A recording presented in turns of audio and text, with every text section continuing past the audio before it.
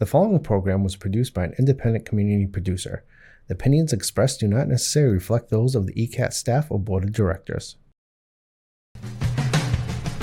Good morning, good afternoon, good evening, good night. It's the Ron Van Dam Show. Hold on tight, things can get a bit weird, if you like that sort of thing. Hey, welcome to the program. It is the Ron Van Dam Show. I can prove it. It's me. I don't know. Do I need to show you some credentials, social security number, driver's license, registration? What do you want from me? Probably nothing. All right. Hold on. I think I'm getting a call. I think it's from a listener. And let's see what they say. Oh, it is from a listener who's watching the show right now because apparently it is live. I did not know that. Okay, let's see what else they say. Dear Mr. Van Dam, why are you doing this to us? Oh, that's adorable. Yeah, it's adorable.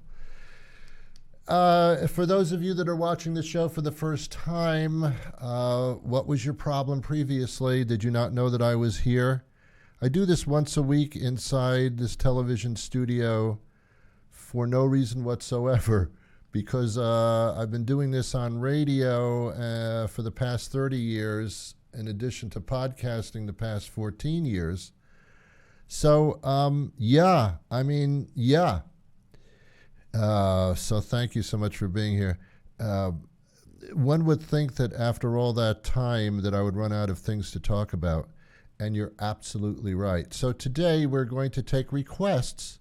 I have the request line open. If you'd like to contact, the lines are full. Don't bother calling. They're already full. So we're going to take the requests accordingly. This is the setup that I have created in my mind. I do this show every weekday. Podcast-wise, there are over 2,400 episodes. So if you like to binge listen, you can till the day you die. And then I've been doing, again, radio for about, over 30 years, and I don't even know how many episodes that involves. That was also every weekday for like 3 hours a day for a morning show. So, wow, you know what I'm saying? In the process, if you listen to the show on a regular basis. We do interviews on every show, so it's quite interesting, actually. And then, of course, there's me and whatever. So that's the deal. You can find me at newenglandbroadcasting.com. That's newenglandbroadcasting.com. Or you can find me on all of the platforms, all the places they have podcasting. I am on so many different podcast platforms.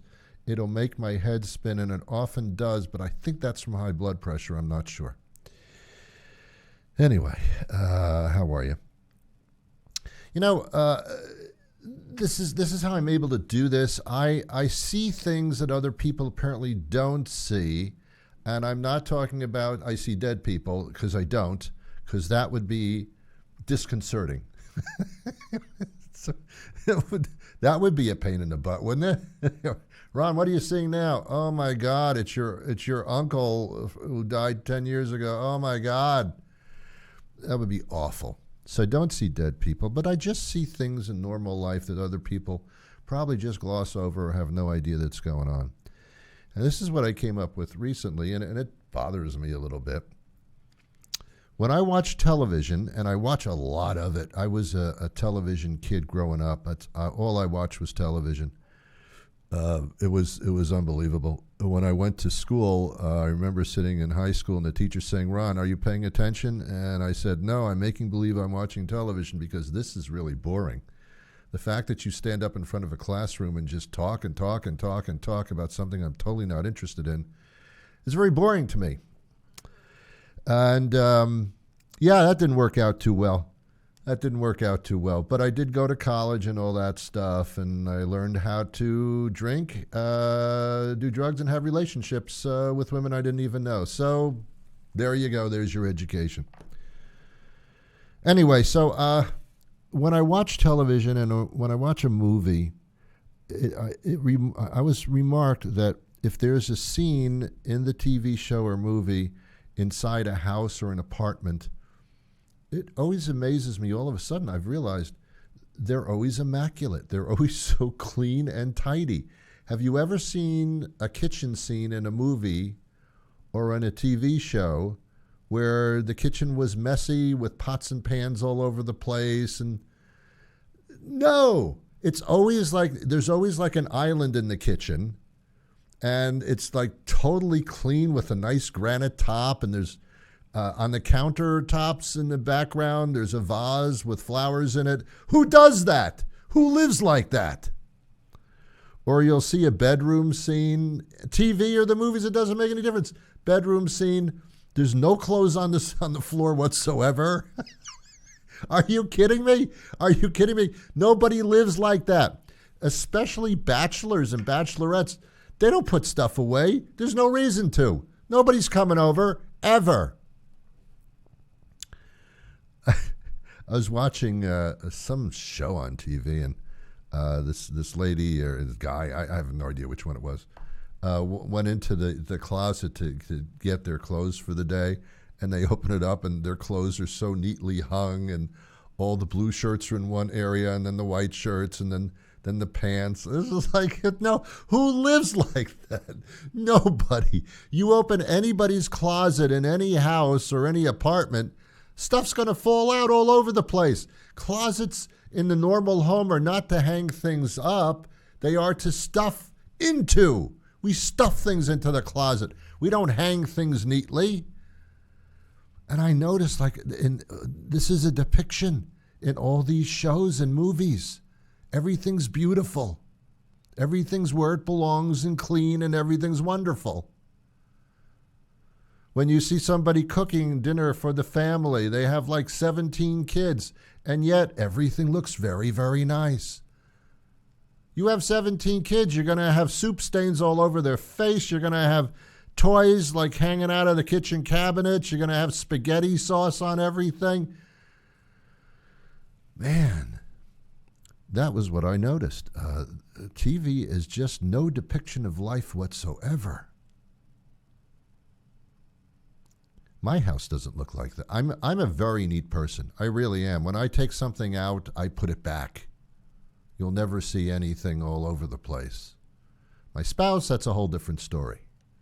I think that's the way it usually is. You see, if you live alone, it really does not matter. There's no one there to tell you what a slob you are. You know you're a slob, but that's comfortable for you. I like my stuff around me.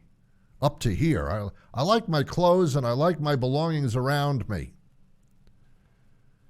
Well, that's interesting because you had 3 cats before. Now you can only find 1. You know, I haven't seen Tabby around for a couple of months. Wonder where she is. Yeah. Look under the couch or under the pot roast pan that's on the floor. You might find some semblance of a cat. That's the way people who live alone, there's no reason. What's your point? Now, if you're married or you live with somebody, that's a whole different ball game because usually one out of the 2 people, by percentage possibilities, will be sloppier than the other. It's usually the guy that's sloppy. Men usually take off their clothes and logically just drop them in place. Women, they're also very, very sloppy, but not as. So the woman will usually say to the husband, you're a slob. What, do you live in a barn? Oh, that's for a different thing. What, do you live in a pigsty? That would be better. That makes more sense. I mean, we don't live like we do in the movies and the TV. If you live alone, you look up, you wonder how your underpants got attached to the ceiling fan. You can't figure out how that happened, but you know it does. Yeah. So those are the kind of things that I notice that other people don't. Went through my closet recently. I recently went to Kohl's because I had Kohl's Cash. I don't know what it is, but apparently I have it.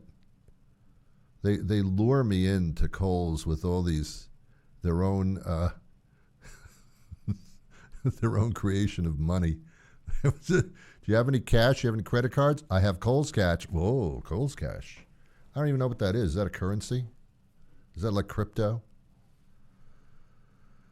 So I go in there because I had nothing else to do, believe me. And I went in there and I just went, I walked down the aisles aimlessly. I looked like a lost child at IKEA. So I'm going through the store and, looking for stuff. And you know what I liked? It was on the clothing racks, they had these little discs and it said small. And then they had some clothes, and then there was another disc on the bar that said medium, and then all the mediums, and then large, and all that. And I thought, well, this is very, very neat looking. So I bought some of those things myself. No, I didn't take them off the rack. I bought some. I have more of a civilized approach to things than most shoplifters do. So I purchased these things, and it came with a little magic marker, these little plastic discs. They go around the bar in your closet there. And it came with a pen, a marking pen, and you could mark what you wanted on it. You know, it can say small, medium, or it can say stupid clothes or clothes I'll never wear, and you can create little department stores in your closet. So I did that, and in doing so, oh, don't do this. Oh, you want to depress yourself? Don't do this. 2 things that will depress you automatically. Boom, you're depressed. One is going through your closet, which some people do because we're getting close to spring. And people, they empty their closets and they take the winter stuff out and they start putting the spring stuff in. So they go through the closets. So, so I was doing something like that, and I wanted to categorize my clothing. So in doing so, I took all the clothes out of the closet and put them on my bed. And when you do that, you try them on to see. See, I don't throw clothes away. I give them away to people that don't have my clothes, basically. I do want to clothe the needy, but I also would like if they dressed like me. I think that'd be fun. Hey, look at that person over there. They're wearing my clothes. I think that's a thrill. I just think it's a thrill. So I give to the, there's Salvation Army, AMVETS, all kinds of things. And they are in need of clothes in decent condition, of course. I'll tell you a story about that in just a second because I have some insight on that. Anyway, so all my clothes are on the bed. Gigantic pile right up to the ceiling fan. That's how my underpants got attached to the ceiling fan. Now I can. Okay. So I'm going through them, and what you do is you try on each piece of clothing. That is depressing because it was the winter. We had comfort food, which means we had the fattiest foods on the planet. And we've all gained some weight. Most of us have, unless you have some type of physical condition. Most of us have gained a little bit of weight. The shirts don't fit. They don't fit. Some do. The smaller sizes, now they don't fit. That's bad enough. But when you get to the pants category, oh my God, that's really depressing. When you put on pants and you can't buckle them, they don't stretch all the way around. Some of them don't even come close. That's depressing. And you know that you're never going to be that skinny again ever, so it's not like I'm going to keep them because I might fit into them someday. You know you won't. And if you happen to lose weight, that's a good excuse to buy new clothes because that's a happy occasion. There's nothing good about clothes that don't fit anymore. Get rid of them.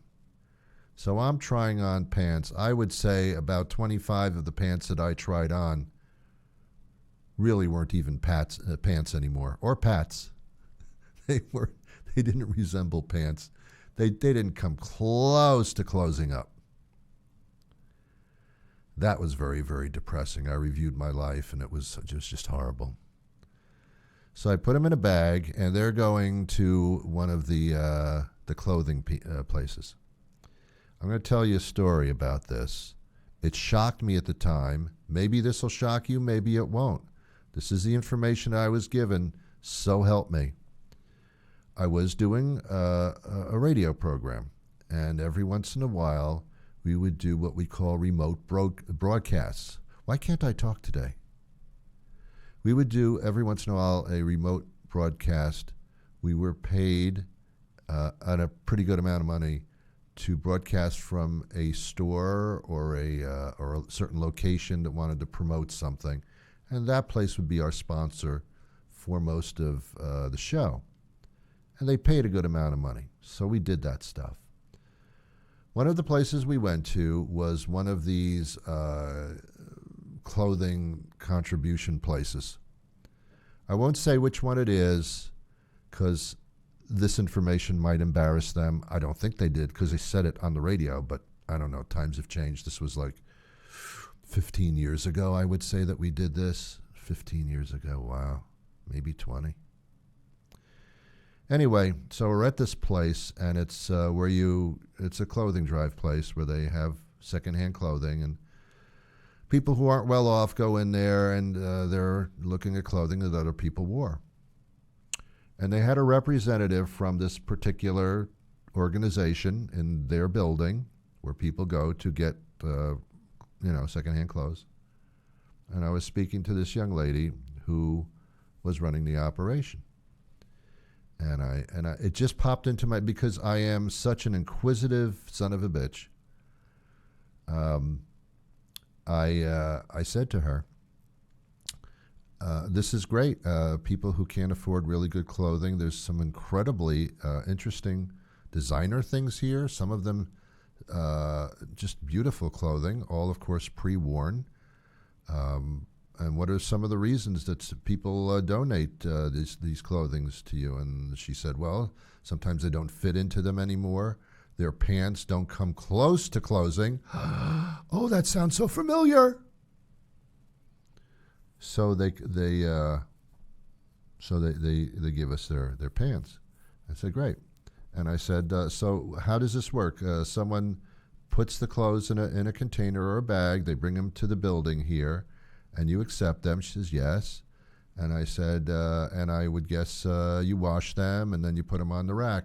And she said, no, the clothes are, they're not cleaned. They are folded and such, and they're inspected for tears and damage and things like that. But if they're wearable in any way, we put them right on the rack. And I paused, and I decided in my head, Ron, don't pursue this conversation. It's going to go into a bad place in your head. Don't do it. So I didn't. But what I wanted to say to her was, that's disgusting. Do you mean to tell me that the pants that are hanging here, somebody else has been wearing them and they didn't even clean them before they were... She says, well, that's up to them. That's up to the person to clean them before you donate them. So no one's going to do that. No one does that.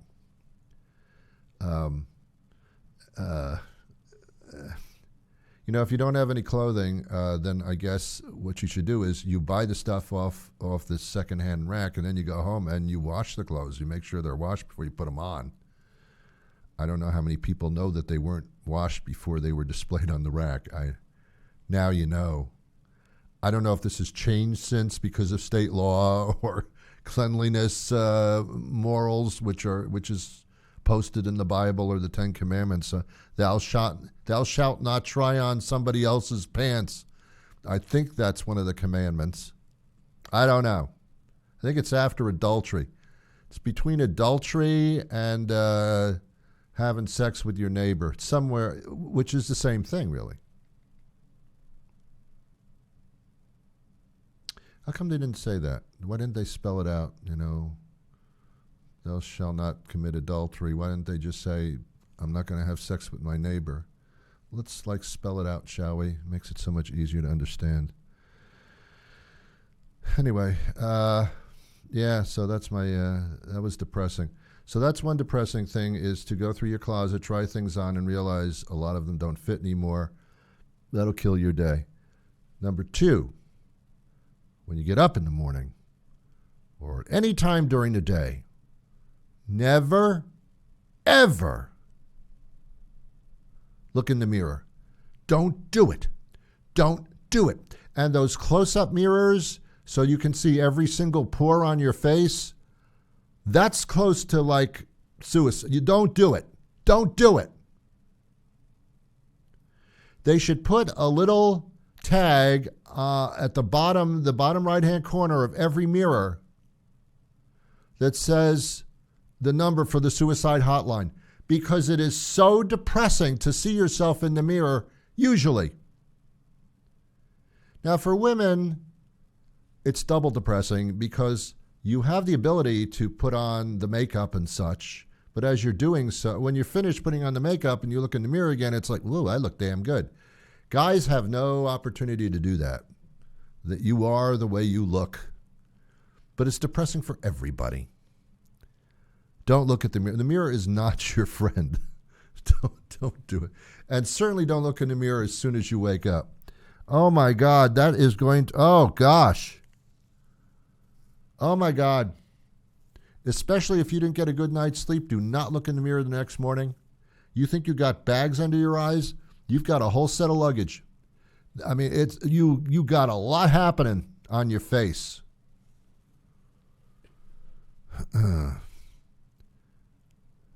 Anyway, extremely depressing. Don't do it. Don't do it. The mirror is not your friend. It is your mortal enemy. Age is your mortal enemy. As we age, things start happening. I have just entered the age of waking up with pain for no reason whatsoever. I was in bed all night. I don't know how I obtained these injuries. I don't know. Why am I so stiff? Why do my legs hurt? Why is my back killing me? I didn't do anything. And again, that comes under the category of, well, you were sleeping wrong. Oh, okay, I have to read the book again or the manual because I guess I did it wrong again. My little creaks and aches go away usually within 10, 15 minutes of getting out of bed, but why does that happen? And as I think I told you last week on the show, whenever I go to the doctor, I mention this to her, a female doctor, and her response is, well, you're getting old. And I say, thank you very much. How much did this cost me? Nothing. I have health insurance. Well, health insurance isn't free. I should title this show Things That Depress Me and just leave it at that, I suppose. I don't know. All right, let's take a commercial break, shall we? Because this is getting depressing. How about this? Everyone's doing a chicken sandwich these days, but nobody does it quite like Burger Guy. Introducing Burger Guy's new all-beef chicken sandwich. It starts with 3 of our signature paper-thin patties and a hearty helping of our something-like cheese sauce on a delicious day-old bun. So what makes it a chicken sandwich? Well, every Burger Guy all-beef chicken sandwich is topped with a crispy Cajun spice free-range chicken beak. It's the tastiest part of the chicken. Science tells us so. The new all-beef chicken sandwich. Available for a limited time, only at Burger Guy. The Burger Guy all-beef chicken sandwich is available as a meal combo with the Burger Guy metric ton of fries and keg of soda. The Burger Guy all-beef chicken sandwich contains less than 2% chicken by weight and should not be confused with a chicken sandwich containing more than 2% chicken.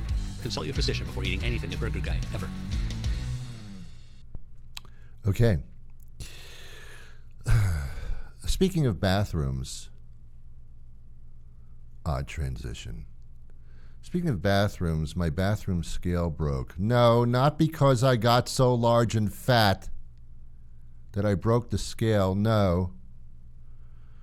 Things just break. I had the kitchen scale, the bathroom scale. I don't even know what room I'm talking about. had the bathroom scale for about 15 years. That's a good haul for a bathroom scale, I think. So I went to buy a new bathroom scale. I got it at Target. I can prove it. I still have the bag. You don't believe me, do you? Look, it's a Target bag. See? Can you see it? All right. I just proved it to you.